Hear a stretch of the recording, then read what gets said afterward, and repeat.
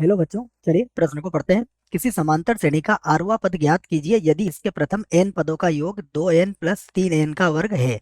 तो हमें n पदों का योग दिया गया है प्रथम, और हमें इसका आरवा पद ज्ञात करना है। प्रश्न को हल करने से पहले लिख लेते हैं हम प्रश्न के लिए मुख्य अवधारणा। तो प्रश्न के लिए मुख्य अवधारणा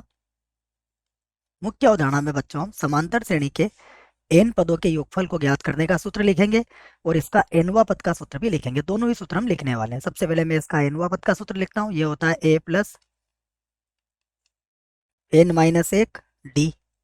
उसके बाद एस एन बराबर भी याद होना चाहिए आपको। ये होता है n बटा दो कोष्टक 2a प्लस n माइनस एक डी। ठीक है, तो दोनों ही सूत्र मैंने यहाँ पर लिख दिए हैं आपको। अब यहाँ से इस प्रश्न को हल करते हैं। देखिए, अगर हल करें तो हमें n पदों का योग दिया गया है। मैं लिख लेता हूँ एस एन बराबर हमें दिया है 2n प्लस 3n का वर्ग। ये दिया गया है। सबसे पहले मैं इसमें n बराबर 1 रखता हूँ बच्चों, अर्थात क्या मिलेगा, ये s1। तो ये होगा 2 गुणा 1 प्लस 3 गुणा 1 का वर्ग बराबर कितना होगा, 5। तो ये जो एक पदों का योग होता है ये पहले पद के ही बराबर होता है, अर्थात a1 बराबर कितना आ गया हमारे पास, 5 आ गया। अब हम इसमें n बराबर 2 रखेंगे, n बराबर 2 पर। ठीक है, यहाँ पर भी लिख सकते हो या कॉमा लगा दो आप। तो ये हो जाएगा s2, अर्थात 2 गुणा 2 प्लस 3, ये हो गया 2 का वर्ग। तो s2 बराबर ये तो हो जाएगा 4, 4 3 हो जाएगा 12, 12 और 4 हो जाएगा 16। s2 मतलब दो पदों का योग, तो दो पदों का योग क्या होगा, a1 प्लस a2। ये दो पदों का योग हो गया इसके, तो बराबर कितना हो गया, 16।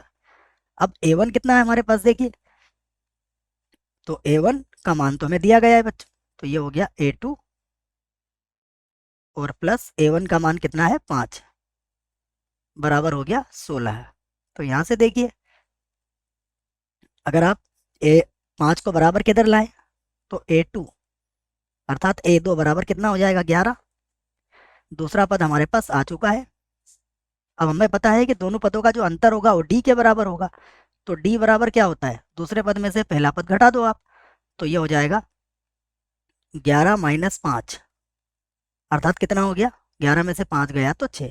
तो ये आ गया हमारे पास। तो अब आरवा पद, अतः आरवा पद जैसा कि प्रश्न में पूछा गया है, आरवा पद जिसको हम क्या लिखते हैं, ए आर, बराबर कितना हो जाएगा, देखिए, बराबर हो जाएगा a1 का मान, जैसा कि ये सूत्र देखिए आप। तो यहाँ पर a मतलब प्रथम पद, तो प्रथम पद कितना है हमारे पास, 5 प्लस r माइनस 1, डी का मान कितना आया, 6। तो बच्चों हमारा उत्तर आ चुका है। 6 से r को गुणा कर लो तो ये हो जाएगा 6r, और 6 को 1 से गुणा करोगे तो -6, 5 में से 6 गया तो कितना बचेगा, -1। तो ये हमारे प्रश्न का क्या है, यही हमारे प्रश्न का उत्तर होगा। मुझे आशा है बच्चों प्रश्न का उत्तर समझ में आया होगा। धन्यवाद।